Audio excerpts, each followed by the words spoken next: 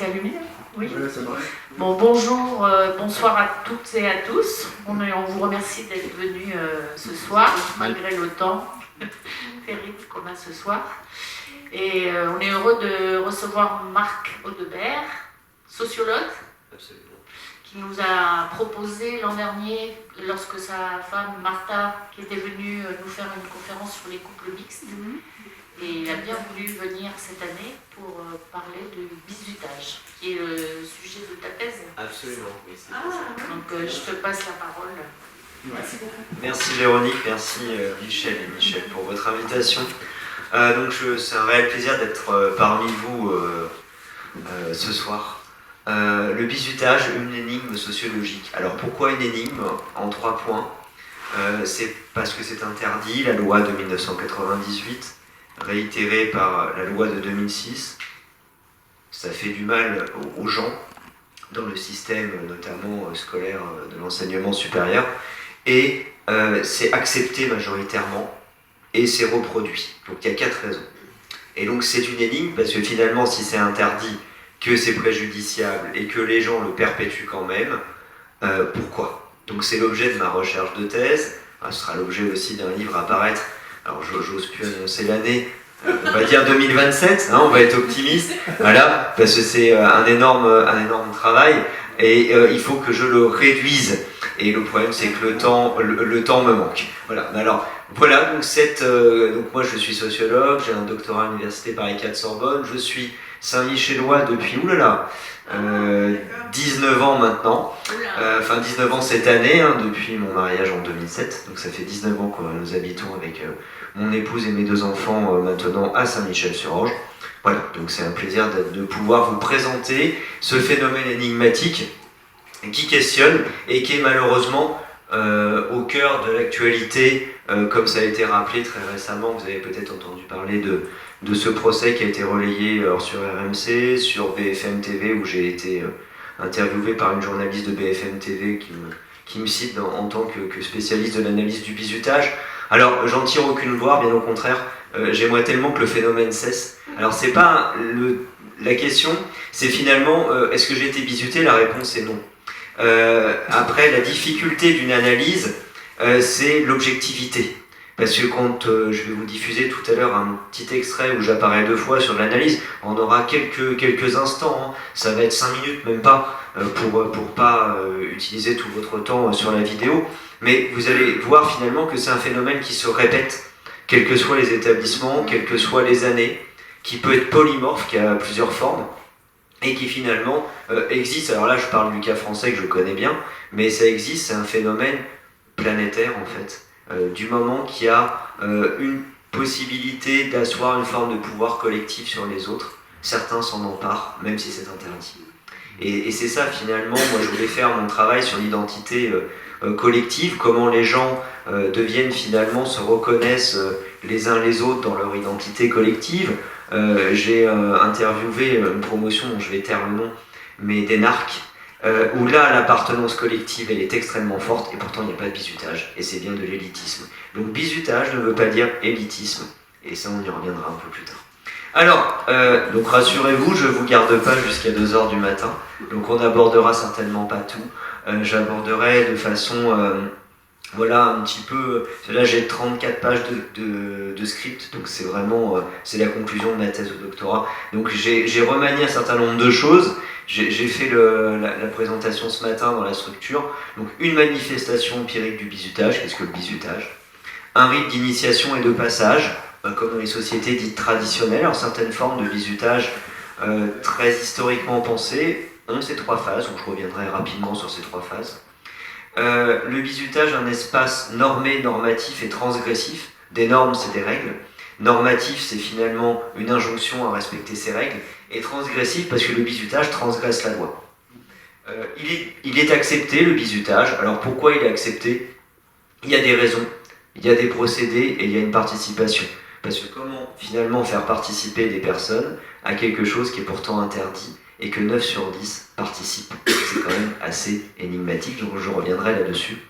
Sur sa perpétuation, pourquoi perdure-t-il aujourd'hui? Alors peut-être sous des formes de week-end d'intégration, et plus de bizutage au sens ou usinage dans certaines écoles d'ingénieurs notamment que j'ai investiguées, l'École nationale supérieure des arts et des métiers, mais finalement comment il va être insidieux mais réapparaître sous la forme de week-ends d'intégration festifs, comme l'actualité malheureusement nous a fait le cas, avec alcoolisation massive et des accidents ou des suicides ou des actes qui ne devraient pas, ou des noyades, des actes qui ne devraient pas arriver si ce n'était pas finalement des formes de bizutage qui sont souterraines et déguisées. Enfin, la quête du sens. Pourquoi bizuter? Quel sens on a à rabaisser en fait une promotion qui a 1 an d'écart avec vous? Parce que finalement, la maturité, 1 an, c'est pas grand-chose. Mais là, comment ils assoient cette forme d'autorité et quel sens ils vont projeter dans le bizutage? Le bizutage est-il créateur, ce sera mon dernier point, je mixerai peut-être les deux pour gagner du temps, d'une identité sociale et collective? Est-ce qu'on peut fabriquer l'identité collective sans bizutage? Oui. Est-ce que le bizutage fabrique de l'identité collective? Peut-être, mais de la mauvaise façon. Et c'est ça qui est assez alertant. Et enfin, le bizutage est une entreprise qui est justifiée. Parce que si on ne justifie pas des pratiques, comment peuvent-elles perdurer? C'est finalement l'enjeu. S'il n'y a pas de justification, ça peut être une justification par l'histoire, par un réseau utilitaire d'anciens, par la création finalement d'un esprit de corps. L'esprit de corps, Pierre Bourdieu a dit, sociologue français, l'esprit de corps c'est l'amour de soi dans les autres. Et cet amour de soi dans les autres, c'est une forme de reconnaissance. Mais l'esprit de corps peut être positif, c'est pas un élément négatif. Mais le bizutage est une forme négative de la fabrication, ou de la prétendue fabrication de cet esprit de corps. Ouais. Donc ça, c'est au niveau du thème, j'ai déjà beaucoup parlé, mais c'est pas grave. Donc la manifestation, je suis là pour ça, la manifestation empirique du bizutage. Donc il y a des régularités, il y a des disparités. Alors la régularité, c'est laquelle finalement? C'est qu'il y a un parcours qui est proposé à tous les étudiants, quels qu'ils soient. Il va modifier les apparences, la relation à l'intimité, mobiliser les corps et marquer ces corps avec des épreuves qui sont adressées au bisu. Donc là, c'est vraiment sa régularité. Il y a en même temps une injonction à la participation, je disais ça tout à l'heure il y a quelques instants. Environ 9 étudiants sur 10 y participent, quels que soient les établissements d'enseignement supérieur. Donc on est quand même sur une variable participative assez importante. Il y a aussi des différences. On peut avoir des brimades en termes psychiques ou physiques. Atteinte au corps, au regard de la souillure. Ingérer une soupe infâme à base de nourriture pour chiens, de produits avariés, c'est la soupe de Stanislas notamment qui est assez connue à une certaine époque. Ça peut être, on se fait confiance dans un internat, donc on va enlever les portes des chambres parce qu'on se fait confiance, ou les clés. Donc ça plus d'intimité. Ça peut être l'atteinte au corps, élection de Miss Bisu ou Miss Bisu, donc là c'est l'exposition dénudée des corps. Ça peut être mimer des actes sexuels. Et en fait, ce qui est assez intéressant, c'est que, par exemple, on peut prendre le rapport à la nudité. Pour certaines personnes, ça pose pas de problème. Pour d'autres, c'est complètement traumatisant. Et donc, en fait, la clé du bizutage, dans sa manifestation, c'est que finalement, les personnes ne vont pas du tout être atteintes de la même façon par des mêmes actes. Et justement, il joue là-dessus, sur cette organisation. C'est une organisation, c'est mon deuxième point, qui est intentionnelle. Ça veut dire qu'il y a une stratégie derrière. Il faut rabaisser collectivement une promotion pour prétendre l'élever après. Donc c'est vraiment là un invariant qui est assez important. Vous avez aussi un contexte inédit, parce que le bizutage, ça se fait aussi dans des centres d'études qui peuvent être en province. Imaginons le bachelier ou la bachelière à son baccalauréat part sur un campus à Amiens. Il connaît personne là-bas, donc il est interne. Et donc aussi, il est confronté à un environnement inédit, où il est confronté à l'incertitude. Et un des leviers du bizutage, c'est que finalement, il y a une carence d'information qui est intentionnelle. Refuser, c'est s'exposer à quoi quand on ne sait pas? Quand on a 18 ans, 19 ans, guère plus, c'est assez compliqué de savoir que si on refuse, quelles vont être les conséquences après dans sa scolarité pour accéder aux annales des anciennes épreuves, au bureau des étudiants, à l'annuaire des anciens élèves.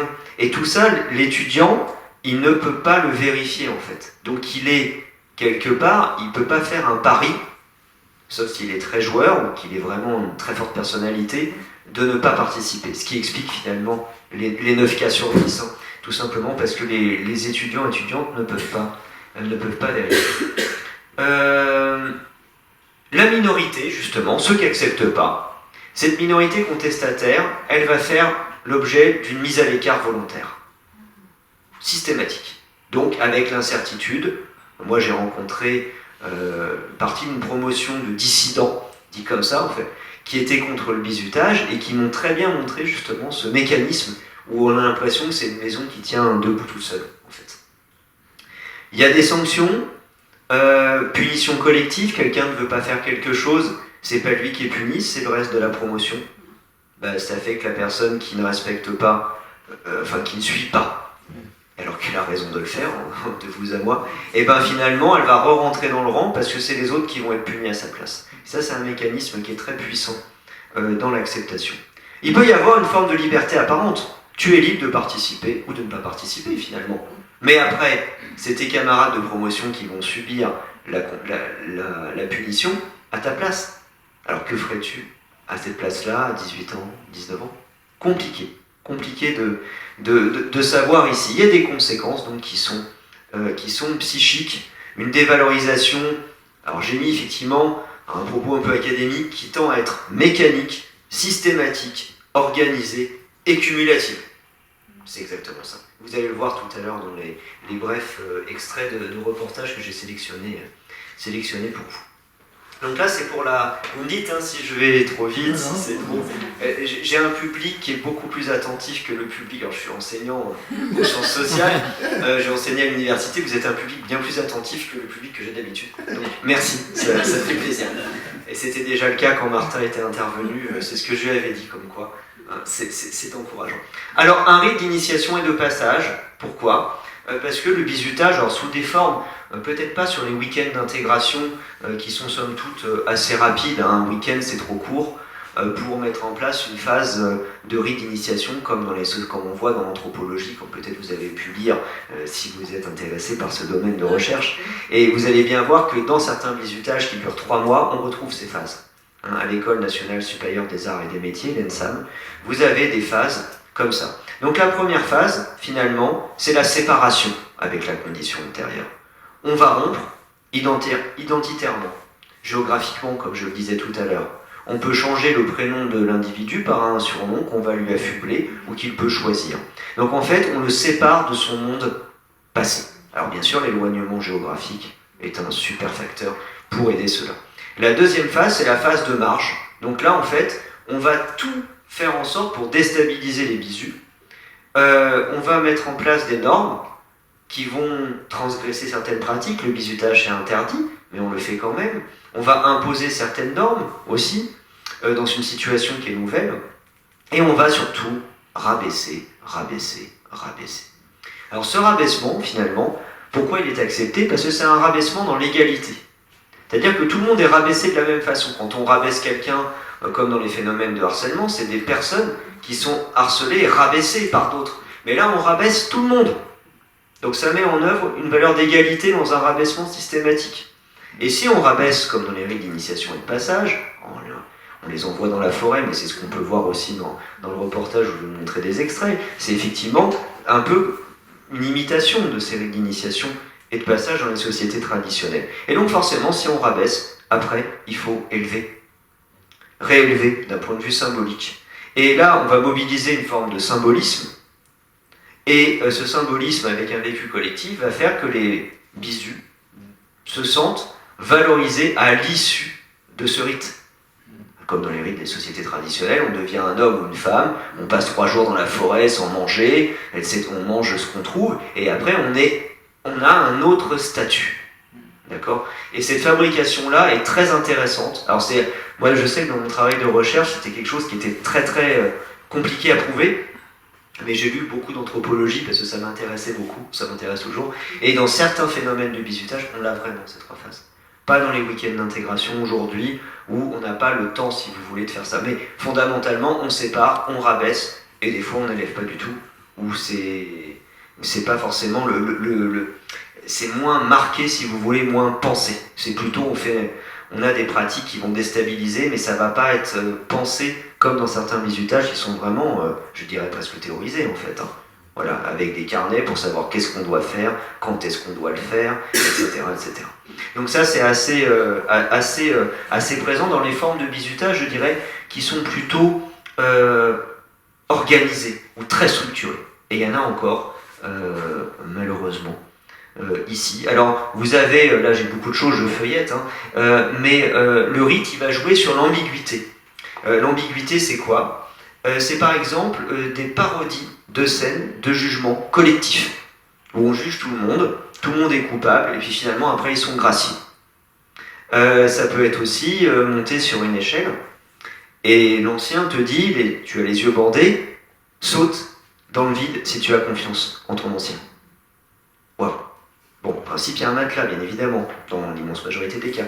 Mais ce que ça veut dire ici, c'est que là, quelque part, on remet sa vie, ou oui, ni plus ni moins, à la confiance de quelqu'un qu'on connaît depuis quelque temps, très peu de temps. Donc là, vous voyez vraiment le rabaissement, la confiance, l'exaltation procurée aussi par la transgression de l'interdit, parce qu'on sait bien que quand on interdit quelque chose, les gens vont avoir tendance à le faire. Et finalement, ce qui est intéressant aussi, c'est que le bizutage, très souvent, je reviendrai sur ce point un peu plus tard, il intervient dans des formations où le statut, il va très certainement être acquis à l'aide du diplôme. C'est-à-dire qu'il n'y a pas une grande incertitude.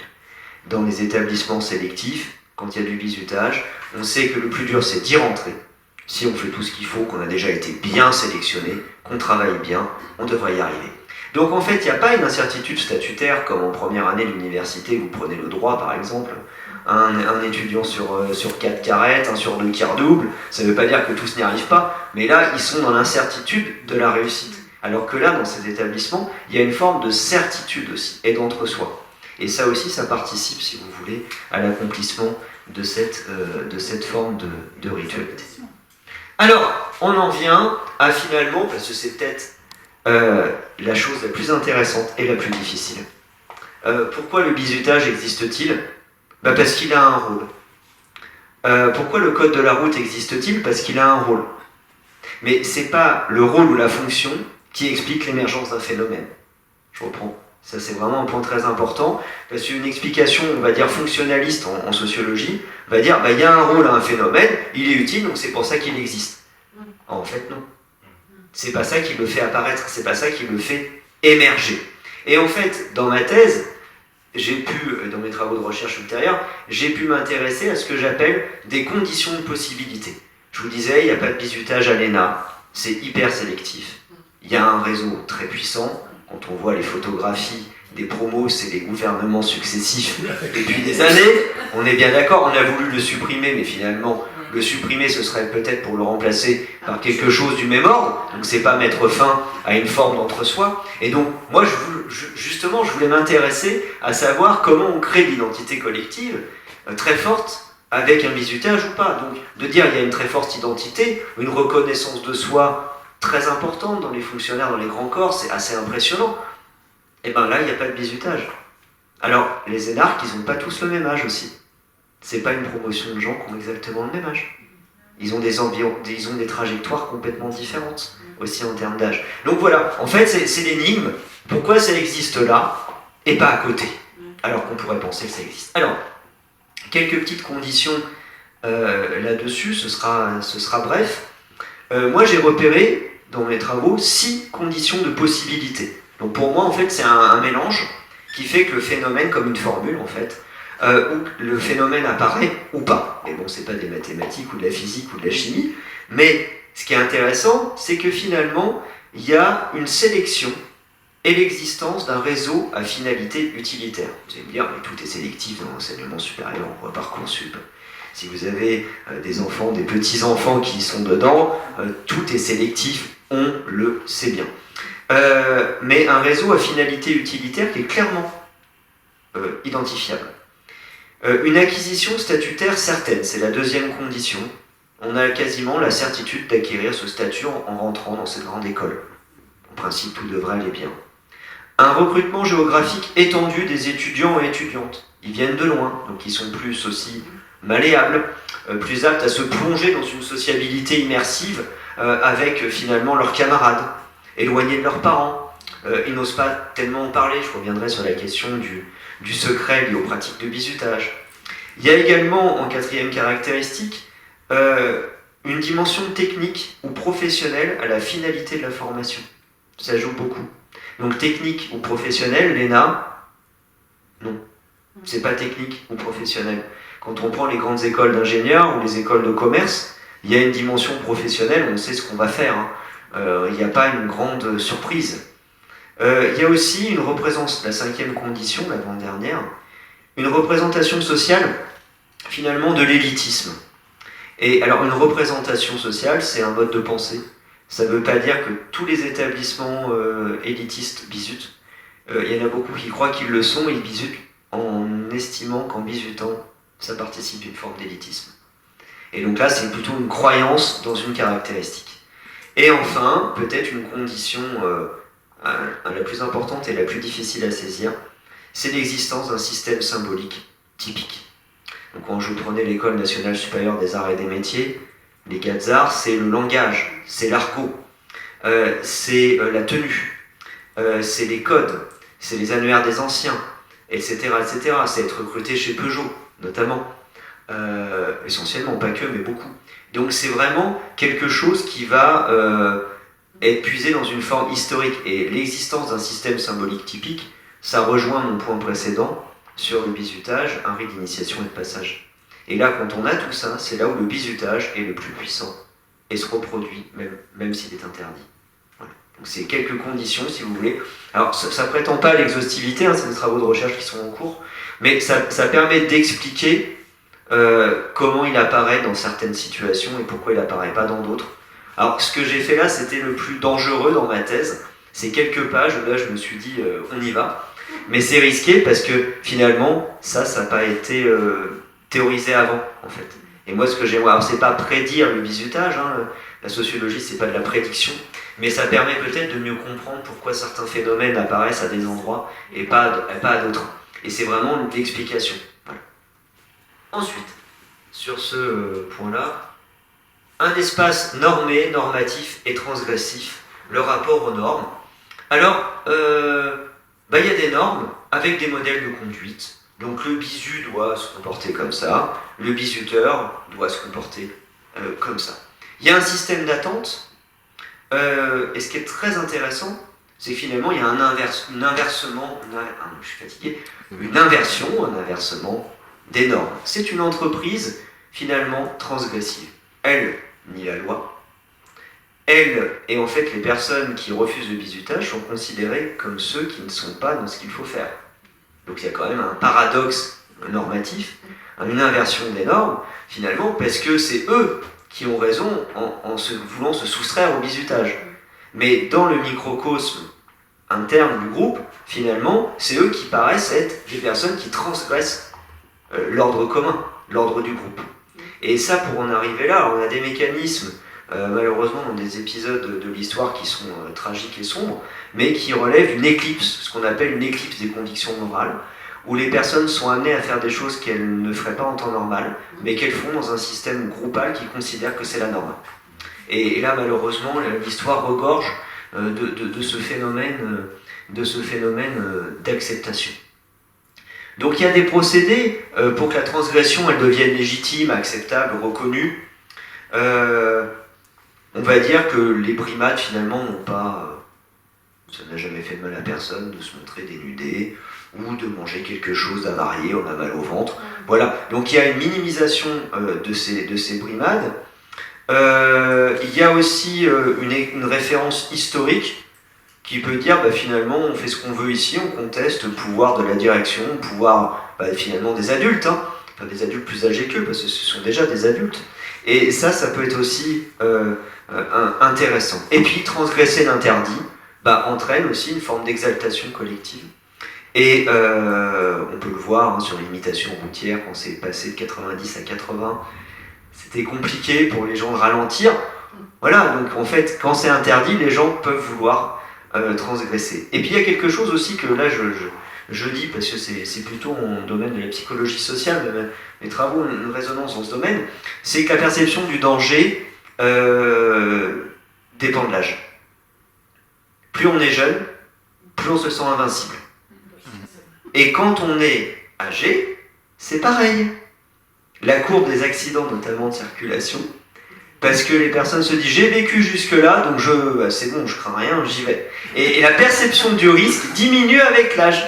Mais ça suit une courbe, si vous voulez, une courbe de gauche, je crois. Et finalement, donc les jeunes se sentent invincibles, à l'intermédiaire moins. Et donc là aussi, le sentiment de se sentir invincible peut jouer, je pense, dans la transgression des règles. Aussi, ça c'est quelque chose qui est assez intéressant. Et il est lié justement au jeune âge. Moi j'enseigne en lycée, moi j'ai l'impression que quoi qu'ils fassent, ils font n'importe quoi, ils vont pas se blesser, ils reviennent blessés, clopés, etc. Mais ils sont persuadés qu'ils sont invincibles à cet âge. Et ça aussi, ça joue, je pense, dans la transgression, collective. Alors, l'acceptation, pourquoi on accepte, pourquoi on refuse, quelles sont les raisons, les procédés et la participation. Alors, des bonnes raisons.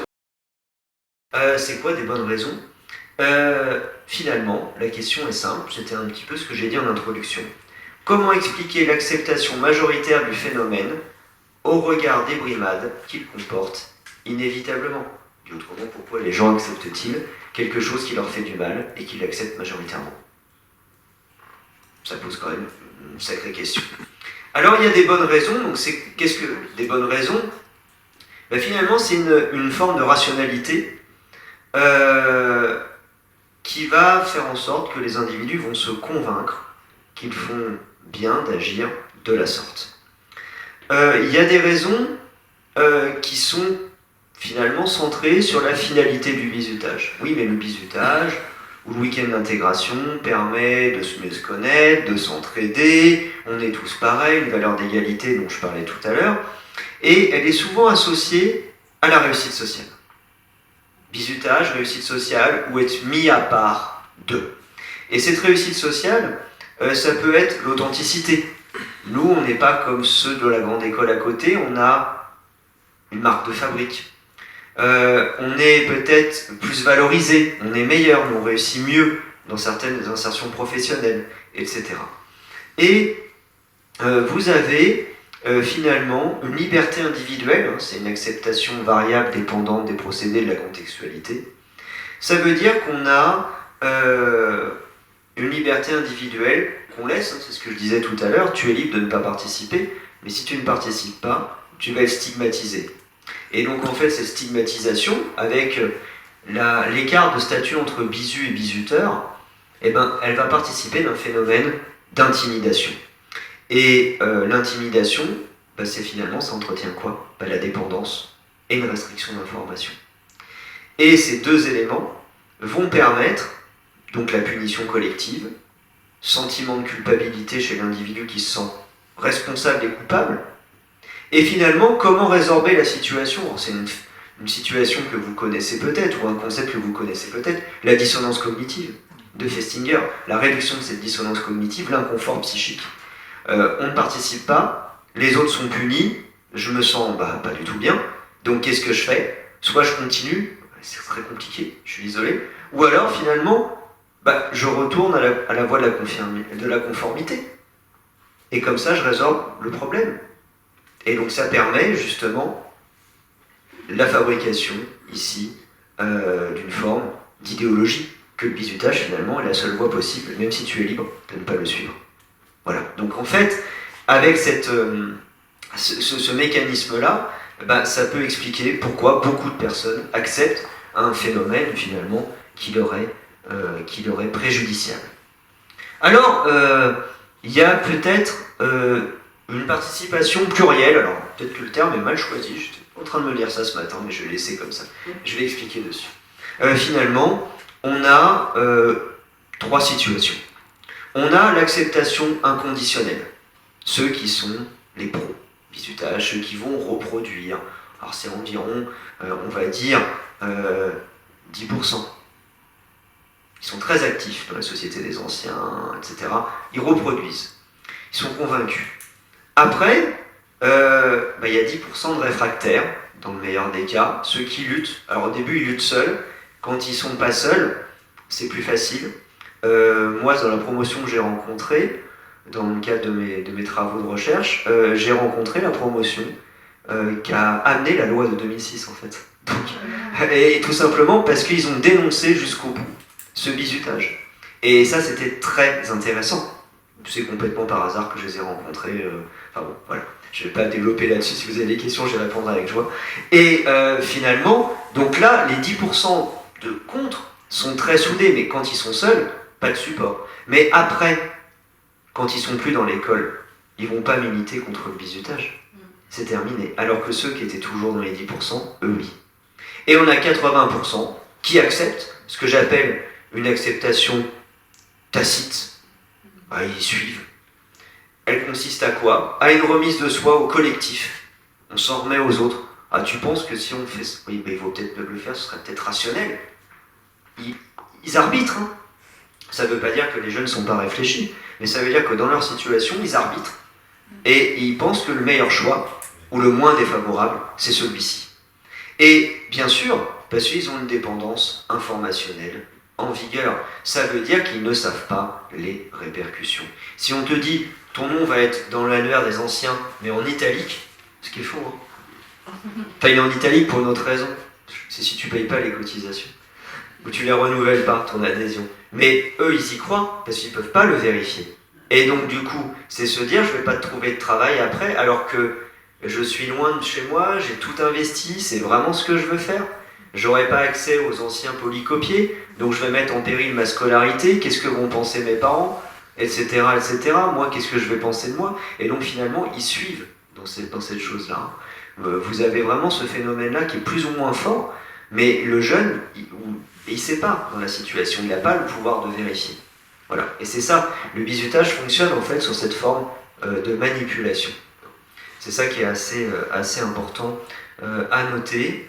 Voilà. Et puis, il y a aussi un phénomène de reproduction finalement des brimades qu'on retrouve aussi dans bon nombre de faits sociaux.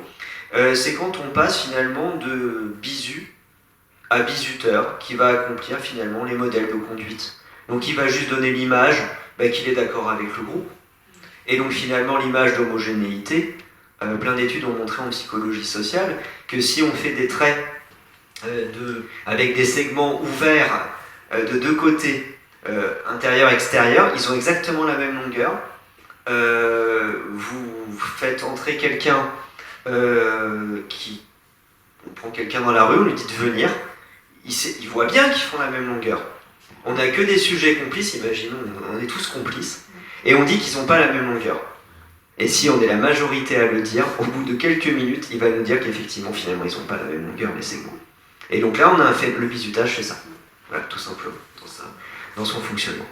Donc il est interdit, accepté, et il est perpétué. Alors il peut être perpétué, on conserve l'identique, c'est une action traditionnelle. Peut-être que vous avez entendu, ou que vous entendez encore, mais pourquoi vous faites comme ça au travail, ou pourquoi on fait comme ça dans telle association? Mais parce qu'on a toujours fait comme ça. Et ça fonctionne, regarde. Oui, mais alors, ça ne veut pas dire qu'il faut tout changer.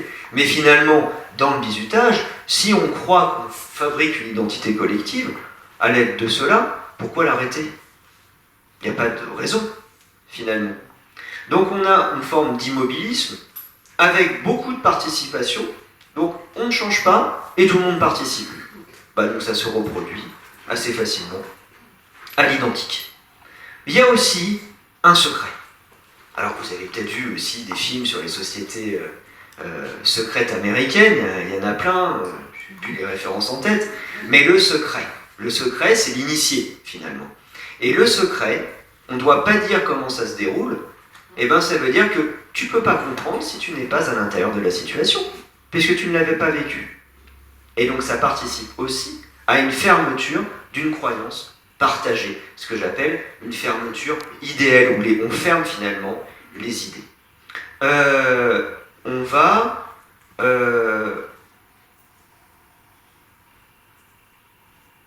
montrer que finalement, plus un individu va s'engager dans le groupe, plus il pourra supporter des brimades.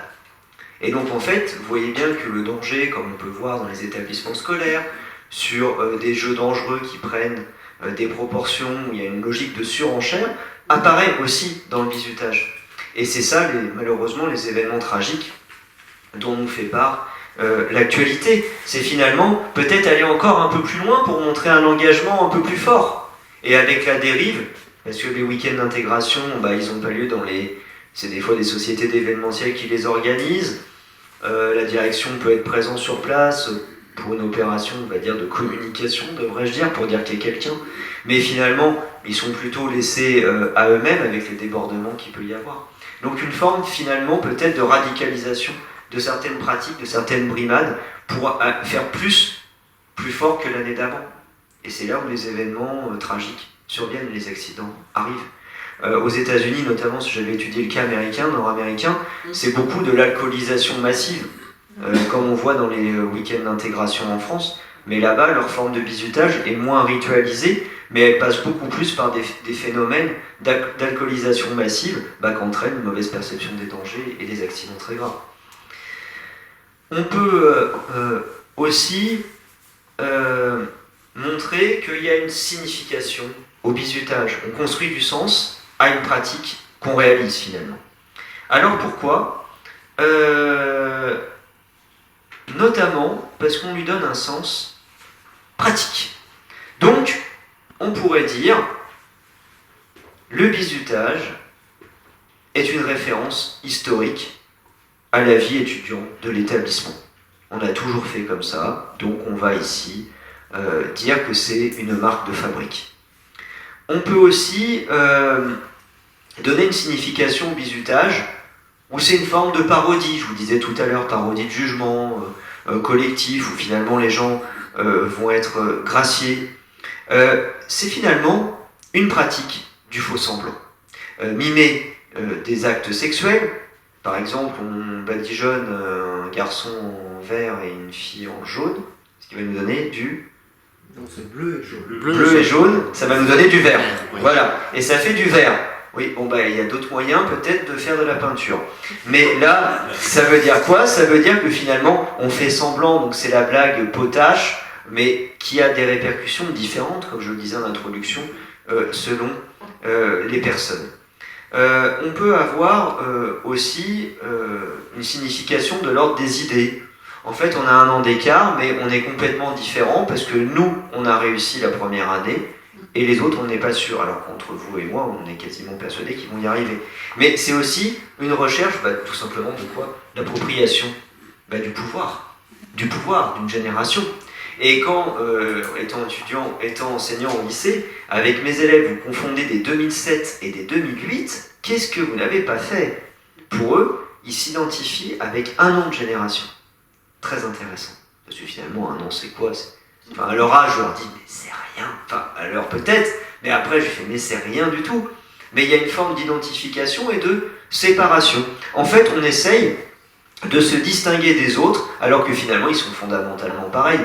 Imaginons un élève qui est bizuteur, qui a 1 an d'avance, et un bisu qui a 1 an de retard, ou 2 ans, il peut être plus âgé que celui qui bisute. Donc c'est quand même une justification ici, a posteriori, qui ne tient pas, quoi. Il y a aussi une forme, j'essaie de résumer un peu parce que là j'ai vraiment beaucoup de choses. On pourrait aussi, dans la signification idéale, dans l'ordre des idées, dire que finalement le bizutage va créer une condition de mise à l'épreuve que les bisus rencontreront dans le monde professionnel. Et c'est ça qui est quelque part inquiétant, parce que si leur formation morale et humaine, c'est de leur faire croire que c'est la solution pour y arriver, on peut se questionner. Mais des fois, c'est quelque chose qui va dire, on a une culture spécifique, il faut en baver entre guillemets, et donc finalement, le bizutage te prépare à ta vie professionnelle. Alors, fort heureusement, on ne bizute pas tous les nouveaux arrivés sur le lieu de travail, hein. C'est interdit par la loi également. Mais quelque part, c'est beaucoup des procédés ici de justification. Il peut y avoir aussi dans la signification de l'ordre des idées une forme d'exaltation collective. Ça rejoint l'idée de la ritualité, où les participants pourraient se dépasser dans l'expérience de groupe avec une expérience vécue qui aurait sa propre signification. On a vécu une expérience unique et donc elle est porteuse de sens. C'est pas parce qu'elle est unique qu'elle a un sens. Mais on va faire croire qu'elle va être porteuse d'un sens. Alors ça m'amène à mon avant-dernier point. La justification du bizutage. Alors comment on le justifie ? Il y a 3 axes rapides. Le premier, c'est le passé en tant que référence décisive de cette justification. On a fait ainsi l'action traditionnelle, donc on peut continuer parce que finalement, elle a un point. Alors dans certaines écoles très anciennes, le bizutage ou l'usinage, comme à l'École nationale supérieure des arts et des métiers, avait à la base, d'après les écrits que j'ai pu trouver, une forme de rébellion face à l'administration qui avait des conditions de vie, qui leur imposait des conditions de vie épouvantables, vraiment plus que spartiates, et que finalement c'était une forme de résistance collective pour embêter l'administration. Alors dans certains établissements, ça peut peut-être être le cas, mais pour les établissements qui viennent d'être créés, c'est absolument construit de toutes pièces. C'est pas du tout quelque chose qui serait présent. Donc, qu'est-ce qu'on va trouver ? On va trouver que finalement les individus, les personnes, vont développer de bonnes raisons qui considèrent que c'est l'expression légitime d'une pratique traditionnelle. Ce sont des traditions, comme dans certains établissements, donc on respecte ces traditions, puisque finalement, on va leur donner un sens.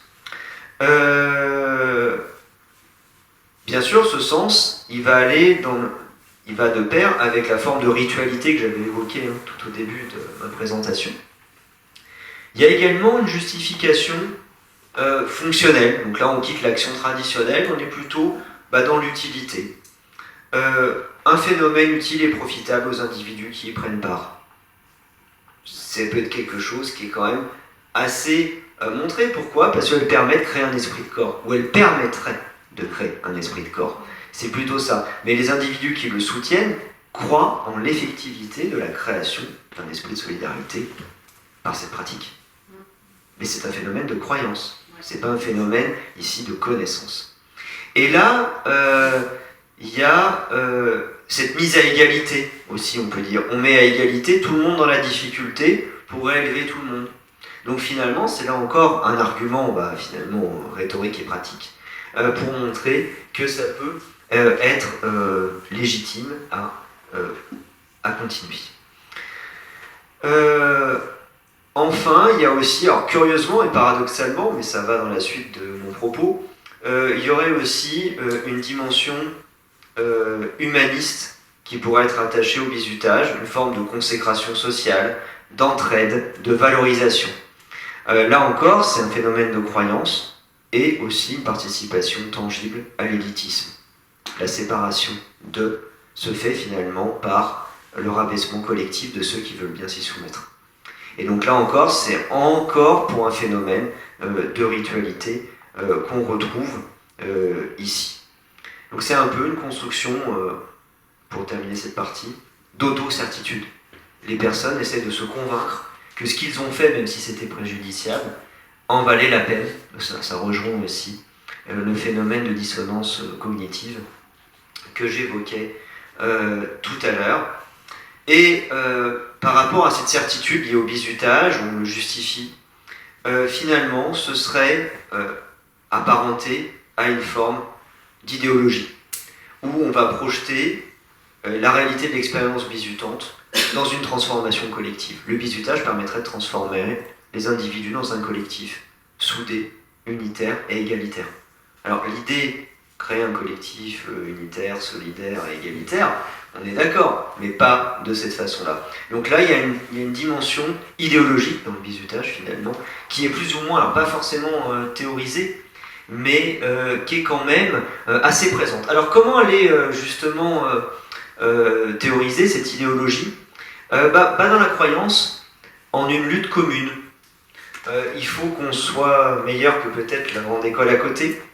Elle peut être assise sur l'histoire de l'établissement. Elle peut être aussi justifiée sur l'excellence d'une formation ou l'insertion professionnelle des anciens étudiants et étudiantes. Et là, elle apparaît très souvent, en fait, dans les nouvelles écoles, les nouveaux établissements, qui vont reproduire, imiter finalement.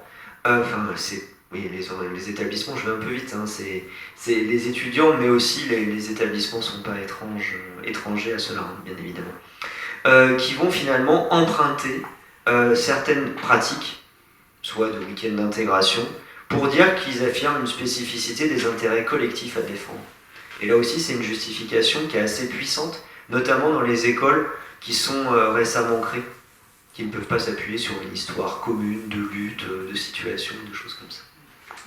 Enfin, pour clore mon propos, il y a une manifestation identitaire, une construction identitaire. Alors il faut que je retrouve la page, j'ai été trop vite. Donc tout simplement, est-ce que le bizutage fabrique une forme d'identité collective ? La conscience collective de cette appartenance, elle est établie sur une chose très simple, la croyance partagée en l'efficacité identitaire présentée par le phénomène bizuton. Dit autrement, le bizutage fabriquerait une forme d'identité collective partagée. Donc, il y a des valeurs qui sont avancées. Le devoir de solidarité, l'égalité et la fraternité. C'est des valeurs puissantes, des valeurs républicaines, qui sont actives ou activées, si vous voulez, dans les pratiques. Alors que ces pratiques nient justement ces valeurs. Vous voyez, c'est là le gros paradoxe. On retombe sur ce paradoxe des normes. Et cet esprit de corps, ici, elle repose sur cette adhésion fidèle au modèle de conduite et de pensée. C'est-à-dire que c'est un peu, on va dire, le monopole d'une pensée, ou l'éloge d'une pensée unique. Et la justification, c'est démonstration de prestige et existence du bizutage. Mais en fait, ça relève d'un point de vue cognitif, d'un biais de disponibilité. Alors je m'explique. Ça veut dire que la croyance, elle est orientée par l'accomplissement de l'expérience. Cette croyance est orientée par l'accomplissement de l'expérience.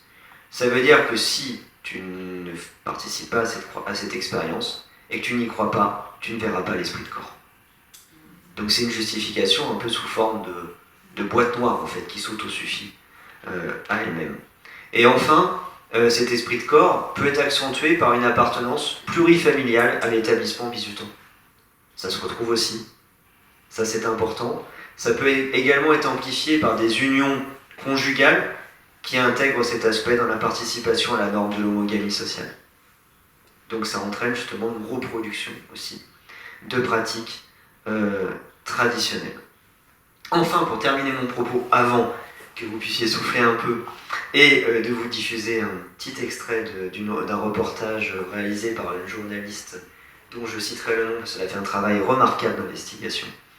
On a l'entretien d'une parenté identitaire, ce que j'ai appelé tout à la fin de ma thèse, sur un plan intragénérationnel et intergénérationnel. C'est-à-dire qu'en fait, les participations à des galas des anciens, à se rendre dans les établissements pour montrer son parcours professionnel souvent exceptionnel, il faut le dire. Tout ça va participer de l'entretien finalement d'une forme d'esprit de corps, tout en laissant croire que le seul moyen d'y arriver, ou le moyen essentiel, serait le bizutage. Voilà. Je propose et je vous diffuse donc, je quitte le PowerPoint et je vous diffuse un petit extrait, ça va durer quelques minutes. Donc nous avons La France en vrai, bizutage, les raisons d'un silence. Donc il est sorti en juillet 2025. Donc moi j'avais été interviewé par une journaliste qui s'appelle, que vous connaissez certainement, Léa Ménard, je ne sais pas si son nom vous dit quelque chose, vous pourrez rechercher. Et elle a réalisé un travail d'investigation auprès d'un certain nombre, alors le reportage dure à peu près 1 heure. Moi j'ai été filmé 4 heures, j'apparais 2 fois 30 secondes. Mais j'apparais, vous allez me voir, j'apparais et je disparais. Mais parce qu'elle a dû... Mais elle me l'avait dit, hein, donc elle m'a dit ne vous vexez pas, mais bon, voilà. Elle m'avait prévenu, mais bon, mais au moins c'est un reportage remarquable parce qu'il évoque justement des faits d'actualité. Vous allez voir aussi, alors j'ai passé le cas un peu dramatique. Il ne faut pas que je me trompe sur le calage de la vidéo. C'était à 16h20. On est à 16h20, c'est bon, et à 21h54. Mais voilà, donc il est sorti sur France TV. Et je sais pas si certains l'ont vu ou pas. Non. C'est passé quand c'est passé au mois. Oh là, je sais plus parce que c'est une collègue qui l'a capturé. Oui, c'est en 2025. Il est paru à la rentrée 2025, septembre 2025, je crois. Et enfin, moi j'avais été interviewé, enfin il a été réalisé avant, il y avait 3-4 mois de travail de la part de la journaliste de montage. Donc on suit en fait quelques expériences de personnes qui ont été bizutées. Au début de ce reportage, vous avez malheureusement un papa et une maman qui ont perdu leur enfant sur un bizutage qui aurait mal tourné, avec un cas de suicide qui n'a pas l'air d'en être un parce qu'il n'était pas du tout de pensée suicidaire. Donc il est allé un week-end d'intégration et avant d'y aller, en fait au deuxième, il est malheureusement décédé d'une chute d'un lieu élevé.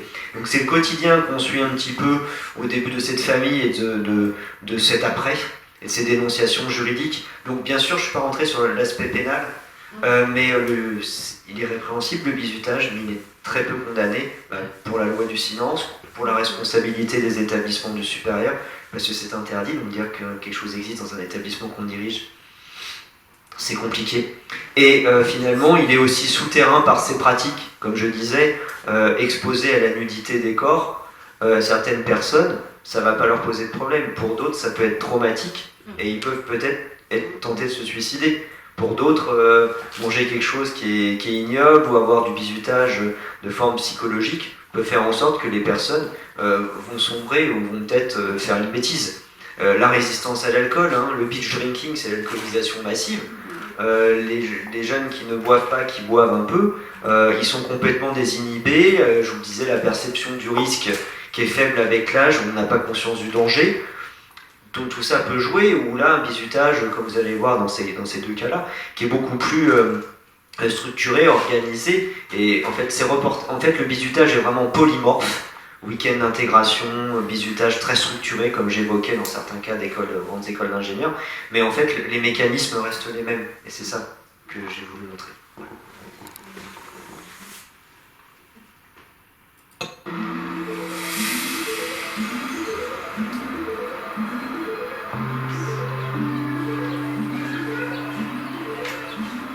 Je m'appelle Jules Buet, j'ai 30 ans, je suis rentrée à Polytechnique en 2013, donc j'avais 19 ans à l'époque, et j'ai quitté l'école Polytechnique en 2017, puisque c'est 4 ans.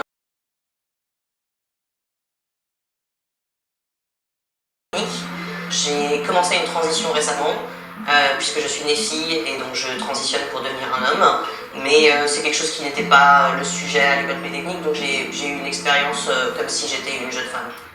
J'ai vécu des violences sexistes, j'ai vécu du bizutage, j'ai vécu des agressions sexuelles. J'ai vécu beaucoup de choses qui m'ont vraiment détruit. Moralement, physiquement dans une certaine mesure aussi, mais surtout moralement. Et 10 ans plus tard, j'ai toujours du mal à m'en remettre. Cette ambiance militaire va jouer sur le bizutage. Les élèves, surtout de deuxième année, sont nos supérieurs hiérarchiques et utilisent cette position pour nous donner des ordres. Donc la première nuit, c'est la chasse aux tosses. Nous sommes des TOS, ça veut dire très obligés successeurs, c'est comme ça qu'on appelle les élèves de la promotion d'en dessous. Donc on nous trouve, on nous fait faire des pompes, on nous réveille, on nous fait faire des pompes. Évidemment ça hache énormément la nuit et il y a vraiment une volonté de nous humilier. Et à chaque fois que quelqu'un est pris en n'ayant pas fait les choses correctement, c'est 10 pompes, mais pas pour cette personne-là, pour tout le monde. Donc il y a vraiment cette idée de punition de groupe pour faire de la pression les uns sur les autres pour qu'on s'auto-police en fait. Vraiment, c'était un choc et moi j'ai pleuré.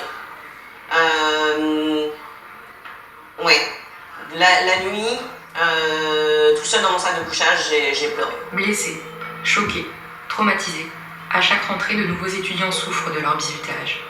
Des pratiques d'autant plus difficiles à éradiquer qu'elles sont souvent passées sous silence par les victimes. et très rarement condamnés par la justice.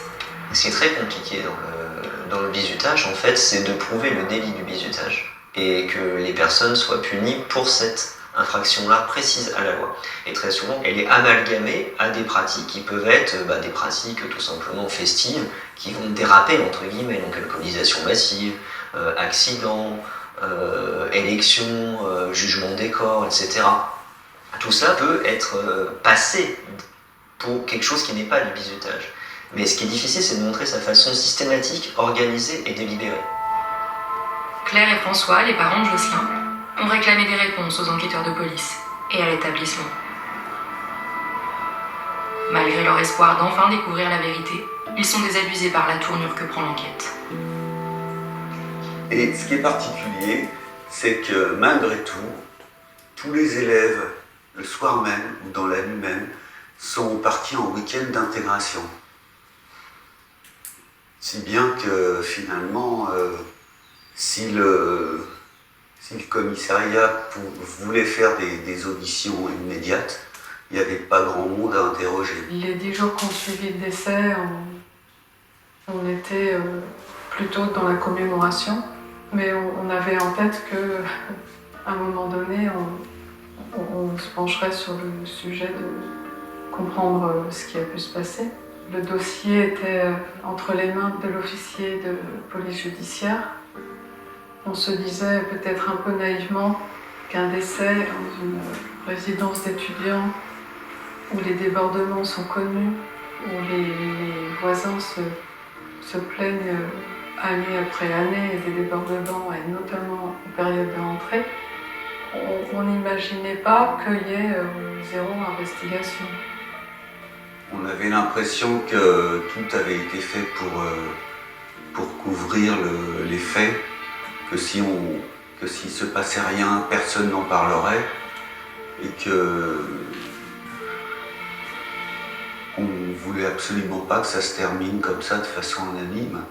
Il n'y a eu aucune audition, à part celle de François et de moi. Aucune audition de personnes présentes sur les lieux. C'est là, quand on s'est dit que l'enquête de flagrance était terminée, c'est là qu'on s'est dit qu'il faut absolument faire quelque chose, relancer. Et c'est là qu'on a cherché un avocat. On ne comprend pas en fait. On ne comprend pas comment un dossier de ce niveau de gravité peut être classé aussi vite. C'est l'incompréhension totale et c'est la colère aussi. Au bout de quelques mois, les parents de Jocelyn se rendent à l'évidence. Il n'y aura pas d'enquête sérieuse sur la mort de leur fils. La décision de justice qui s'ensuit va les bouleverser. Et puis au final, qu'est-ce qu'il y a eu ? Il y a eu des auditions des élèves et puis d'un ou deux responsables de la maison des mines. Il y a eu une expertise médicale et puis c'est tout, quoi. Et sur la base de cette expertise et de ces auditions, ils en ont conclu ils ont conclu un non-lieu. N'aurais jamais dû me révolter. Humiliation, brimade, sévices. Le bizutage n'est pas qu'un mauvais rituel d'intégration. Au cœur de ces mécanismes se joue une relation toxique au pouvoir et à la domination. Le bizutage est plus identifiable dans certaines filières que d'autres parce qu'il est souvent rattaché à une histoire, des traditions, un passé, un vécu de l'établissement. Et donc, cette action est une action traditionnelle qui va être répétée et transmise de promotion en promotion. Il y a un rapport au pouvoir dans le bizutage. Ceux qui vont bizuter pensent détenir ce pouvoir de façon légitime. Ils se sont appropriés. Alors, souvent, l'appropriation se fait sans que les directions d'établissement le sachent ni le couvrent. Mais toujours est-il que ces pratiques-là donnent, on va dire, un aperçu d'un sentiment de pouvoir de la promotion antérieure sur la nouvelle venue. Ce jeu dangereux, ce jeu de rôle dangereux.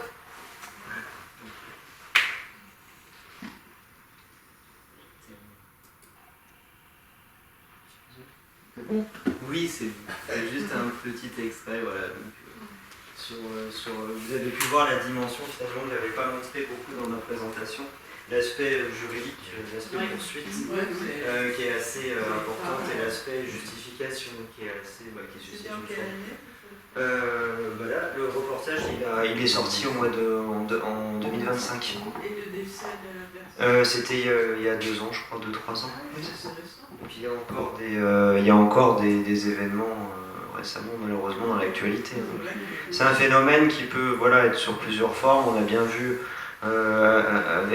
selon les écoles, ça peut prendre différentes tournures. Mais vous voyez, les décès, le fait de prouver le délit du bizutage, qui est pourtant bien inscrit dans la loi, est toujours quelque chose de récurrent, quels que soient les endroits où il se passe, même aujourd'hui. Est-ce que vous avez des questions? Oui, une petite question. En fait, quand on parle de bizutage, il y a les bizutés et les bizuteurs. Oui.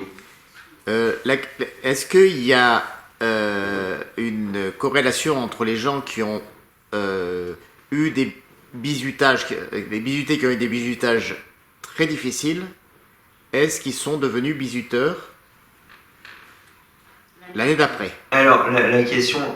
Alors oui, ça peut être le cas, après ça dépend de la réception psychique de l'expérience de chacun. Soit c'est dire justement j'ai vécu des formes de violence inadmissibles donc je ne les reproduirai pas.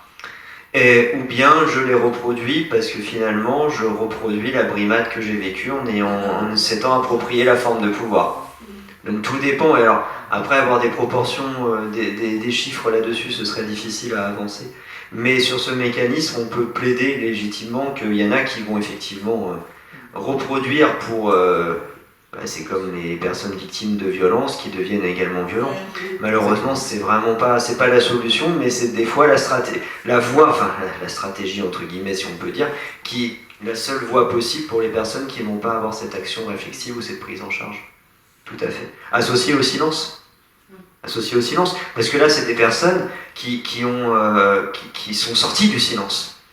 Mais je sais que Madame Ménard en a vu beaucoup avant que certains puissent accepter de donner cette parole en public. C'est compliqué, hein. Il y a un jeune aussi qui a perdu partiellement l'usage de la vue parce que il a eu de l'acide dans les yeux, ils ont fait n'importe quoi avec le mélange qu'ils ont projeté sur lui, et il a eu une grave infection oculaire. Et là, c'est pour des personnes comme ça qui sont isolées en souffrance, c'est très compliqué de verbaliser cette souffrance.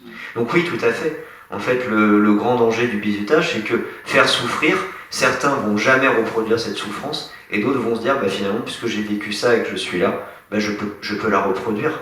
Donc ça peut être effectivement un danger de dérapage, et ce qui permet aussi au phénomène de perdurer. Oui, moi la question, tu disais que c'était un phénomène mondial en fait. Oui. Mais est-ce qu'il y a beaucoup de pays comme la France où il y a une interdiction du bizutage? Excellente question, Michel. Merci. Mais toutes les questions sont excellentes et m'intéressent. Mais celle-ci me questionne. Alors oui, mais après, il faudrait vraiment que je regarde dans chacun des pays. Mais je sais par exemple qu'au Brésil, il est interdit. Ça s'appelle troche. Et il rase la tête. Alors il y a un système là-bas universitaire, il n'y a pas de grande école. C'est que l'université en fait. Vous voulez faire un institut de soins infirmiers, c'est l'université. Vous voulez faire ingénieur, c'est l'université. Il n'y a pas un système avec des grandes écoles ou des écoles. Et même comme ça, il y a du bizutage où effectivement il y a de la maltraitance institutionnelle. Donc oui, techniquement, aux États-Unis, il est interdit. Et pourtant, il est pratiqué avec des formes d'alcoolisation massive, des morts malheureusement régulièrement chaque année. Donc après, effectivement, s'il est autorisé, on pourrait dire c'est parce qu'il n'est pas interdit, on ne crée pas la solution. Mais ce qui est plus inquiétant, c'est que même en étant interdit, il perdure. Ou alors il va prendre des formes moins repérables, comme dans les week-ends d'intégration, délocalisés dans les établissements. Donc finalement, c'est plus dans les murs de l'établissement en tant que tel. Et cette construction du bizutage, est-ce qu'elle est le fait simplement des étudiants, ou est-ce que ça va au-delà, et est-ce qu'elle n'est pas un peu orchestrée par l'institution ou par les profs Alors là-dessus, il y a des circulaires, j'avais participé il y a quelques années de ça justement à l'écriture de ce guide de sensibilisation à destination des chefs et des chefs d'établissement du supérieur pour les sensibiliser à l'interdiction. et au fait de se renseigner ce qui se passe dans leur établissement. Mais alors, bon, moi à une époque, dans une grande école dont je vais taire le nom, HEC, je voulais enquêter sur le terrain, et j'ai été reçu par le directeur d'HEC à l'époque, c'était il y a de très nombreuses années, et il pensait que j'étais un journaliste d'investigation déguisé en sociologue, et du coup j'ai été très bien reçu, mais j'ai été reconduit à la porte, parce qu'il m'a dit il n'y a pas de bizutage dans mon établissement. Oui, parce qu'il y a cette interdiction juridique. Alors, il peut y avoir aussi cette dimension-là. Ça peut être aussi orchestré par les bureaux des étudiants, les BDE, qui sont aussi des acteurs clés festifs de la vie festive estudiantine. Je pense à certaines universités, mais là je vais me taire, pour le coup je ne vais pas le dire, mais où il y a plein de week-ends de voile, il y a plein d'activités, parce qu'il y a des sous, et les BDE, des fois, sont partie prenante d'organisation des week-ends d'intégration, en lien avec de l'événementiel, et là l'établissement, inutile de vous dire que, pour qu'ils le sachent, on peut le savoir que si on a des étudiants et qu'on enseigne dans cette université, ou qu'on a une parole au Comité national de lutte contre le bizutage, le CNCB, qui va recenser ces faits de bizutage dans certains établissements. Mais il y a bon nombre d'établissements qui ignorent, je pense, en toute honnêteté, ce qu'il s'y passe, ou qui n'ont pas le pouvoir de le contrôler. Quand on voit les directions de nos travail en établissement, on connaît tous des choses que les directions ne connaissent pas, les directions connaissent des choses que nous ne connaissons pas. Et tous les acteurs ne communiquent pas, surtout quand c'est sur plusieurs sites, etc. etc. Je pense aussi qu'il y a ça, le phénomène d'être interne aussi. Dès qu'il y a des internats, c'est une possibilité aussi d'avoir l'emprise, comme disait le jeune ou la jeune qui a pris la parole. Là, en étant interne, on te réveille la nuit. Si tu es logé en ville, on va pas te réveiller. Donc on n'a pas d'emprise sur toi. Et donc je pense que tout ça, c'est un phénomène assez souterrain. Moi, en tant qu'enseignant, des fois, il y a des cas de harcèlement dans les classes. Je suis pourtant observateur, mes collègues aussi. Des fois, si c'est pas un élève qui vient vous le dire, vous n'allez pas forcément le remarquer. Parce que vous allez les voir 1 heure ou 2, et la classe, elle les voit 8 heures. Donc elle voit toutes les petites remarques, les petites choses. Et vous, en tant qu'enseignant, vous faites votre cours, vous dites, tiens, l'élève, elle est pas bien aujourd'hui, qu'est-ce qu'il a, peut-être pas. Et des fois, on voit pas les phénomènes. Et quand on nous dit, on regarde, on dit aux collègues, on alerte les équipes pédagogiques, et là, il y a une prise en charge. Mais s'il n'y a pas un élève qui nous le dit, nous-mêmes en tant qu'enseignants, on va pas forcément le voir. Vous voyez ? Donc je pense qu'il y a aussi ce phénomène-là, on ne va pas non plus percevoir le bizutage ou les week-ends d'intégration comme étant forcément une source de difficultés ou de danger. Voilà. Après, toutes les directions ne sont peut-être pas aussi transparentes les unes que les autres, mais il y a un phénomène d'éducation finalement, de prévention à destination des chefs d'établissement, qui est un message quand même qui apparaît. On leur invite aussi à penser peut-être l'intégration de leurs étudiants et étudiantes autrement qu'avec des week-ends d'intégration festifs, notamment de l'action humanitaire locale, aller à la rencontre des gens, ou des seniors, ou de faire des actions dans la ville, ou d'être ambassadeur des musées, comme font certaines universités, pour créer un esprit collectif, mais avec des pratiques qui ne soient pas dégradantes. Et ni dégradantes ni dangereuses. Oui. Vous avez évoqué les Khazars. Oui. Et en fait, c'est une entité socialement forte qui se rapproche du compagnonnage. Oui. Et Oui. en fait, c'est des leurs. Il y a le bizutage. Alors, dans ces écoles-là. oui, ça existe, bien sûr. Ils ne parlent même pas de bizutage au sens, mais d'usinage. Tout comme les pièces. Alors, il y a des références symboliques au compagnonnage. Bon, après, c'est une vieille école, 1791, donc il y a toute une tradition historique qui est avec un système qui est très ritualisé. Donc finalement, c'est une marque de fabrique, mais qui pourrait très bien être fabriquée autrement. Mais c'est la croyance en effectivité symbolique qui fait... Et puis aussi la Société des Anciens, qui a 28 ou 30 000 membres. Donc ça explique aussi beaucoup de puissance et de financement.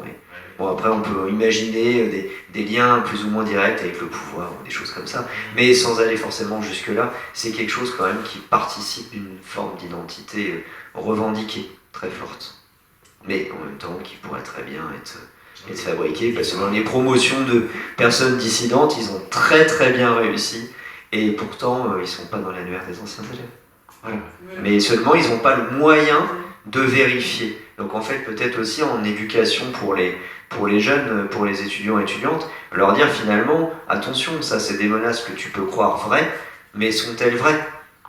Mais en même temps, vu qu'on tait le bizutage, moi j'ai des enfants, quand ils seront dans le supérieur, ça arrivera dans quelques années, plus vite que prévu, c'est sûr que dans certains établissements, je ne serais pas très chaud pour qu'ils y aillent en raison de l'existence de telles pratiques, les connaissants.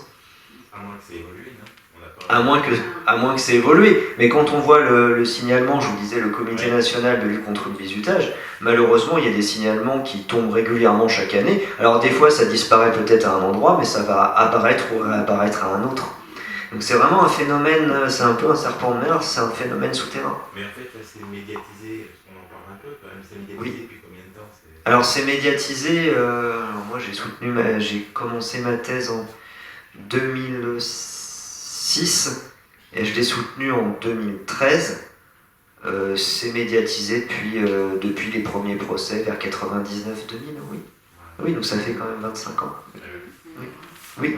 Et c'est pas un phénomène qui disparaît. Il perdure, donc pour toutes les raisons que j'ai pu évoquer. Alors bien sûr, d'un point de vue humaniste, moi j'aimerais bien qu'il disparaisse, tant pis. Pour mon objet de recherche, c'est pas la question, mais c'est malheureusement un phénomène qui est actuel et donc je suis régulièrement contacté par des journalistes au monde, BFM TV récemment, c'est le journaliste qui m'a... Je les cherche pas, c'est eux qui me cherchent. Mais je suis tombé à chaque fois sur des gens extraordinaires d'ailleurs, pour leur travail d'investigation, je les remercie. Et justement, quels que soient les phénomènes, malheureusement, il y aura encore des cas qui questionnent. Et de la souffrance que ça engendre, c'est surtout ça. On en parle dans les lycées de tout ça ? Alors, pour les futurs étudiants, justement. Alors, Michel, en grande forme olympique ce soir. C'est une bonne question, parce que moi j'en parle, j'ai montré le reportage, j'ai rien dit à mes élèves, je leur ai montré, alors... Oui. D'accord, je vais prendre votre question après. Ils ont vu le prof dans la télé, donc ils y croyaient pas, parce que pour eux ça me voit, mais ça leur faisait bizarre de me voir dans un écran. Mais finalement, non, on leur en parle pas. Comment ça se fait ça ? Parce que techniquement c'est interdit, donc on va pas parler de quelque chose qui est interdit. C'est ça. Oui. Mais justement, les campagnes de prévention sont très faibles, il n'y en a pas. Ou c'est du on dit, mais moi quand je dis vous savez que ça existe, oui monsieur, on a entendu des choses, ça émerge dans l'actualité, mais l'actualité est tellement éphémère que ça passe, c'est normal, ça passe et puis on passe à autre chose, c'est pas un phénomène de fond, c'est pas ça le problème. Mais finalement la prévention, pour dire dans certains établissements, il y a du bizutage ou il y a des formes de week-end d'intégration dangereux, c'est pas nécessairement dit. Pourquoi ? Parce qu'il y a quand même des enjeux énormes en termes institutionnels, parce que dire que tel établissement a des week-ends d'intégration dangereux, en termes de communication, c'est un peu explosif. Faire de façon générale. De façon générale, absolument. Il y a des plaquettes qui existent, mais elles sont peu diffusées finalement sur des campagnes de prévention. Ça mériterait une action concertée à l'échelon national dans les établissements, dans les lycées. Tout à fait. Oui, c'est une idée à laquelle je pensais des fois depuis quelques temps. Voilà, donc en même temps, dire qu'un phénomène est interdit, qui peut exister, il faut s'en prémunir. Mais on parle aujourd'hui de décrochage scolaire, de harcèlement scolaire. Si on pense cette thématique du harcèlement, je connais bien, il n'y a pas plus de harcèlement aujourd'hui qu'avant, c'est juste qu'aujourd'hui on en parle. C'est ça la différence. Et là, le bizutage, finalement on en parle, mais quand il arrive un événement tragique. Et il n'y a pas d'action de prévention, donc ça c'est une excellente idée, justement. Vous avez une question ? Oui. Moi, ce qui m'inquiète, c'est le rôle de Parcoursup dans l'existence du bizutage. J'essaie de mieux m'expliquer. Allez-y, je vous écoute. Là, les jeunes qui sortent du lycée, donc pour rentrer dans un établissement supérieur, sont obligés de faire un dossier qui est extrêmement lourd. Oui. Et ceux qui sortent très bien, ceux-là, je dirais, ils peuvent envisager une école où il y a bizutage. c'est grossier ce que je suis en train de dire. Ouais, je comprends le raisonnement. Mais il y a tous ceux qui les laissés pour compte. Il y en a. Et qui sont amenés à choisir ce qui reste. Et dans ce qui reste, en général, je ne veux pas dire qu'ils ont une mauvaise réputation, mais ils ne sont pas considérés comme les établissements là où on voulait aller parce que... Oui, c'est la roue de secours en fait. C'est la roue de secours. Donc la question, c'est finalement, est-ce que les très bons élèves qui ont des bons dossiers se retrouvent dans le bizutage, et alors que d'autres y échappent, faute de formation moins sélective? Et la question qu'on peut se poser, c'est que ceux justement qui ont des meilleurs résultats, ne reproduiraient-ils pas le bizutage parce que c'est des gens plutôt... Enfin, l'expérience que j'ai des jeunes que je connais qui ont eu à faire Parcoursup, c'est que plus vite c'est fini, plus vite ils ont trouvé quelque chose, mais le quelque chose, dans la mesure où ils n'ont pas eu ce qu'ils souhaitaient. Et avec ce quelque chose, ils se contentent. Donc une certaine... Un certain... Je cherche il y a plusieurs mots là qui peuvent... un désintérêt finalement.